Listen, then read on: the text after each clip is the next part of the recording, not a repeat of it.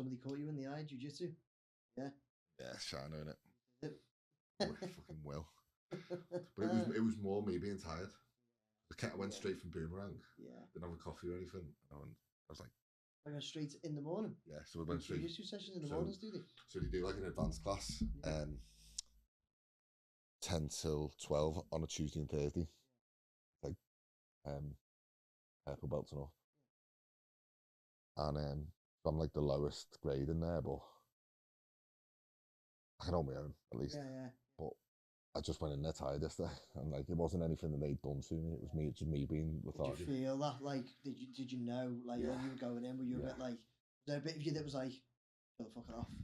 Yeah, but that's pretty much every session. yeah. Do you know what? That's what part of the reason why I did bin it as well, because I got to that point where I was feeling like a lot of the time when I was going in, I was feeling like I don't know if I can be asked, and then it took me a while, but in the end, I was like, do you know what? I'm so many hours away from my family. I'm feeling like I'm not sure if I can be asked, so I just thought I'll just like have a break for a month. That's an into 2 months, but then I did go back, and I just didn't feel the same about it. It was, for me, it's the body. Yeah. It's like, well, I bust my finger, didn't I, for good, and that's when I'd done that on the mats with Harry was taking the session at the time in Next Gen though, and my finger based, and I felt something, and when I looked up, I was still like rolling. When I went like that, my finger was pointing that way, so I popped it back in, but that stuck like that now. Oh my god! And when that happened, so I had to. Then I was off because I was like sore. It was. I had months off, and then that's when it went. That's when I was just like, yeah, he's just a fucking beast. Yeah. He's just an absolute. But it's his leg locks and that. He's mastered them. He mastered them. Like he's such a great coach. Yeah. And he's such a great like lad. Yeah. That even when he's like being quite blunt with you and he's being like straight with you. Yeah. Some people can like wilts under that a little bit and go, oh, like it's. Yeah. But for me, it was always like, I always respect that more. Yeah, I do. He's just straight talking and just tells you. And actually, he's done a lot for me. Yeah. But his jiu-jitsu game, he can probably, because he's so good. He's a good lad. He's more injury free because no one's really threatening him. Yeah, you know what I mean? yeah. Because he's that good. Yeah. Like, I don't think there's many people in our gym that can even hang with him. Yeah. Like, even the black belts. Yeah. There's black belts and then there's Harry. So for me, it's because he's for a start. So Harry started jiu-jitsu after me and well after Steve Charmley. But it was like, so he'd come out the army, hadn't he, and that. And honestly, it was like he turned up when we were training at Craig Charles. Was his name Craig Charles or Lee Charles? Yeah. The old kickboxer. We were training at his gym up on Price Street before Next Gen got their own. And I remember Harry's first session when he come in.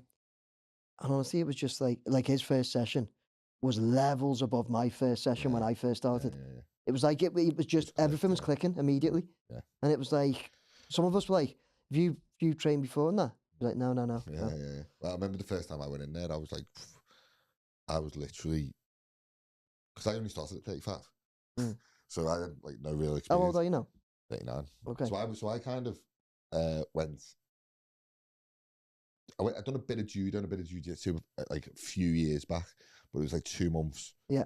And in the gym that I was in, there wasn't really much duty of care. So you're seeing lads get like knocked out in sparring and stuff, and you're like, what gym was that? MMA sparring. It was place in North Wales. Oh, okay. Okay. A different guy. Yeah. But it was good. Like I learned a bit, and then I just got injured, and then I just really didn't go back after that because it was just so brutal. But I was like, my body just like it's just not. Yeah. And I didn't really have that dog, dog in you. Yeah. To proper do it. Yeah. And then my mate was like saying to me, "Come and do the beginners course. Come and do the beginners course." And I was like, "I'm 35." So anyway, I went and done it, and I enjoyed it. I started doing it more. I started doing like going on the mats. But that first session, you walk in, you think, "Oh, it's just gonna be a load of MMA lads." Like you always think that with the gym. Yeah, I always think that. And then going to a gym's one of the hardest things, mate. 100%. Especially for a fella. And I remember like the first few sessions, I'd sit outside in the car shaking like a leaf. Yeah. Like not because I was like scared or anything, just because of the intensity of it, and like death gripping people. Yeah. Like, because you're looking so scared that it's like let go. Yeah. And my forearms were throbbing. And I remember getting home and my missus was like, what are you doing? Yeah. Like, what are you doing? I'm 35. Anyway, kept doing it, started enjoying it more. And for the first sort of 6 months or so, I didn't really do much. Like, nothing was clicking. And then Harry would always be like, you know, you're doing it good, but you're not doing it perfect, because if it was perfect, it'd work. Yeah. And I was always like, nah, I'm doing it right. It's like, you know. No, there's always little Little nuances. little tweaks. Yeah. Little tweaks. Yeah. So after that, I was like, just learn. Never really competed. But one thing that really like blows my mind a little bit now is like some of the lads in there who are fucking machines, who are my mates to get along with. I'm 39, and I was born in 1986. These lads were born in like 2007. Well, fucking weird, isn't it? It's weird. Yeah. And I'm like, Yeah. how's this even possible? Yeah. These lads are like that young. Yeah. It just seems like I left school in 2003. Yeah. They were born 4 years later. Exactly. And I'm like, how's that even a thing?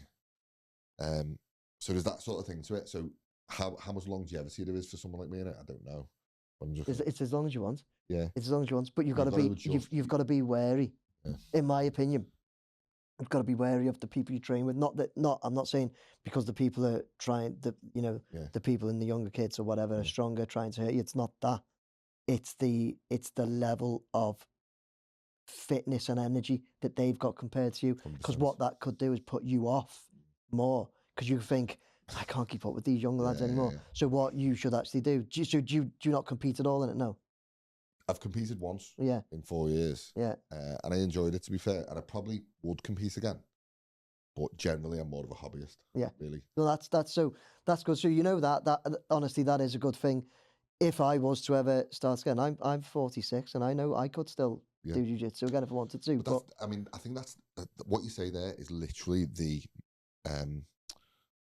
that's the crux of it, isn't it? Like, when you go in there, I can still go with a 24-year-old. Yeah. I can still go. Yeah. But the recovery between the sessions. That's the one. That's the one. Like, yeah. Like, I walk away and I'm sore. Yeah. I'm like, I've got to get an ice bath and go to sauna and all that. Eat well all the time. Yeah. And if I don't, I feel it. Yeah. When I was a PT at 25, 26, I was flying. I trained twice a day, easy. Yeah. Yeah. Well, when I first started, we used to do back-to-back sessions, and that we'd do a jiu-jitsu. At one point, we'd do jiu-jitsu followed by an MMA session. I made 5 times a week, and that's when I say about family stuff, because I was loving it, mate. But 5 times a week, and then I was like, then competing sometimes as well. And like I say, it just comes to a point. One of the worst things that probably happened was when I won a competition, got gold at a competition, and I think that's when, honestly, I think in my head subconsciously, that's when I started going. Yeah, I feel like I've done it. So I was on blue belt. It's not like I'd achieved me purple or anything. It was almost like you'd peaked the mountain. Oh yeah, it was almost like I'd kind of felt like I feel like I've achieved what I didn't even think I would have achieved. Anyway, I didn't go into it thinking I want to compete. Just went into it training. Now I've competed. Because I'd done a few comps, and I'd come second and one, come third. They'd like first few come nowhere. And then I got to a point where I actually got gold. I think that's still on my Facebook profile picture. I think that one. And I'm like, I think that's what happened. After that, I think I just went, I've done. It is mad, isn't it? It is mad. I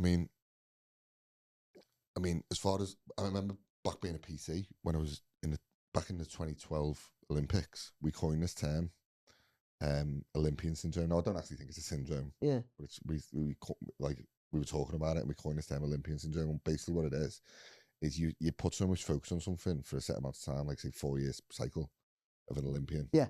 To get to like the 100 meters. Yeah. And then you do that 100 meters, and all of a sudden, all that structure, all that discipline that you've had, 100%. all that stuff is kind of gone away. Yeah. And it's the same when you win like a jiu-jitsu comp or something. It's like, I've done that now. Yeah. Like, what else is there? Yeah. Right. Yeah. So for me, like in my head, it's like I've gone so far with it. I want to get the black belt. Yeah. Like the rough estimate's about 10 years to do that. And if I do that, it'd probably take me to about 45. Yeah. If I can be 45, that's a sound. That's a really good goal. Yeah, it is. Yeah. But just having, like, for me, more importantly than that, is just having the longevity to do it. Yeah. You don't want to pick up any serious injuries. You don't want to be rolling like a madman. You don't want to be getting in tear-ups with 22-year-olds who will kill you. And that's the thing. That's about picking your battles in Yeah. there, because everybody's just there to train, Yeah. as you know. But some of these 22, 25-year-olds could be training for their next comp or MMA. They could be, 100%. and they have to go hard. And it's not, Yeah. like we all know, they're not trying to hurt you. No. They're not. No. They're just trying to train hard because they need to. Well, everyone in there, like the community in there is fucking brilliant. It's great, isn't it? Yeah, and like, Yeah. you know, all the lads are sound. Yeah. And there's definitely like a competitive element to it where it's good. Yeah. For me, I just want to have the longevity to go, you know, no serious injuries, nothing daft. I mean, the odd black eye and That's all right. That's expected, mate. Accept that. If you don't get the odd black eye or something, you're not training hard enough, to be honest, are you? Let's face it. Yeah, but just, I mean, even just going in there knackered, just like, I think in the future I'll just have to be like, if I am knackered, I might just have to, you know, turn it down. Yeah, that's it. You might have to. You might have to be like, well, I'm right fucked. now, because my body can go. My body's still good to go. Yeah. I can still go hard. Yeah. It's like maybe when I'm 50 odd, I might not be able to do that. That's the thing. Remember, Paul Rimmett said to me when I was training, and we were training for a comp, and what Paul would do, he'd mismatch when we were actually doing like basically comp training. He'd mismatch us against each other. So I'd like go in against there's a lad, I don't know if you know of him on the circuit, Paul Webb. He's fucking massive, basically. And he'd like throw us in together, because he'd say it would actually, believe it or not, it would be good for Paul as well, because he's not always going to be up against big lads. He's used to them, but he might get a small lad. And then Paul Rimmer always said to me, like, the one thing you've got in it, because of your size and everything, said it has to be your speed, has to be. So that also sat in my mind, 'cause it still does now. Because I'm like, so when I lost that, which obviously as you get older, gonna lose that speed and the energy in that, then I'm fucked. I remember on the very first session I did on, Seth said to me, like, it doesn't matter how big and strong you are, because I was powerlifting at that point. Like, it doesn't matter how big and strong you are. If you can't get something on someone, you're in the wrong position. Not you're like, not you're not strong enough. It's not that you're not strong enough. It's that you're in the wrong position in some way, or your skills not like quite there. And that always sat in my mind. It's like, if I'm just trying to outmuscle someone and just be bigger than them, just bench press them off or something. Burn yourself out that way. One, you can burn yourself out. Two, it only works to a point where someone's good enough to just counter that. Yeah. And then you get some like 15-year-old who's like tying you up like a fucking pretzel. Yeah. And then, but one thing that Seth Peace on the beginner's course like really put into us, and then after that, Steve, Charmley, and Harry, and all the time with everyone in there. One thing I really respect about him is they have a duty of care. Yeah. They genuinely cared about all the people. Oh yeah. And they really looked after everyone. Whether it's like teenagers going in to the junior classes, or whether it's someone like me starting at 35 who is a bit of a hobbyist who just wants to be quite good at it. Yeah. They just look after everyone. Yeah. And, you know, and sometimes that can come across quite blunt, I suppose, but I always respect that, me. I think when you're in it, because at the end of the day, it is still the fight game of martial arts, isn't it? Yeah. I think they've got to be blunt. Yeah. Honestly, Yeah. I think it'd be daft if somebody's blowing smoke up your ass. And then off the mat, like the nicest people ever. Yeah. You know what I mean? So whether it's Nathan or Harry or Seth or Pete or Steve, whatever, it's like they're just good lads. You know what I mean? I still, like, I haven't trained for years now, and now and then I'll still go and grab a breakfast with Harry and that. Yeah. Because we just kind of keep in touch, and all of a sudden I'll get a message from him saying, mate, grab brekkie soon. We haven't had it. And Joe, the boss, yeah. And ultimately, all they're ever doing is looking out for you, aren't they? Yeah. But yeah, I mean, that was a nice digression, that, to be fair. I love talking to you. Yeah. Especially to people who actually like get it a little bit. Yeah.